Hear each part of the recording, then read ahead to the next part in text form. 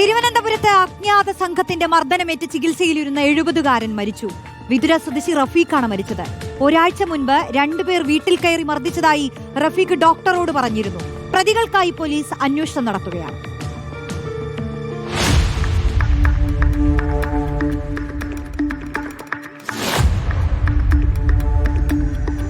മർദ്ദനമേറ്റതായി പറയുന്നത് ഒരാഴ്ച മുൻപാണ്. 2 പേർ രാത്രിയിൽ വീട്ടിൽ കയറി റഫീഖിനെ ഉപദ്രവിച്ചതായാണ് വിവരം.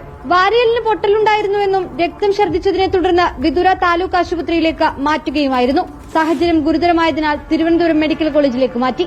ചികിത്സയിലിരിക്കെ ഇന്ന് പുലർച്ചെയാണ് മരിച്ചത്. തൊളിക്കോട് ബാർബർ ഷോപ്പിൽ ജോലിക്ക് നിൽക്കുന്നയാളാണ് റഫീഖ്. ഒറ്റയ്ക്കാണ് താമസം. 2 പേർ മർദ്ദിച്ചതായി റഫീഖ് ഡോക്ടറോട് പറഞ്ഞിരുന്നതായി ബന്ധുക്കൾ പറയുന്നു. വിതുര പോലീസ് ഇൻക്വസ്റ്റ് നടപടികൾ പൂർത്തിയാക്കി. കൂടുതൽ അന്വേഷണത്തിലേക്ക് കടക്കുകയാണ്.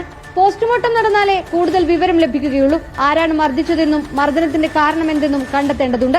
റഫീഖിനെ അറിയുന്നവരോട് അന്വേഷിച്ചും സുഹൃത്തുക്കളുടെയും ബന്ധുക്കളുടെയും മൊഴി രേഖപ്പെടുത്തിയും അന്വേഷണം മുന്നോട്ട് കൊണ്ടുപോകാനാണ് നീക്കം.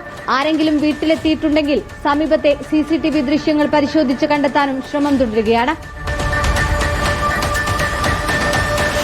റിപ്പോർട്ടർ, തിരുവനന്തപുരം.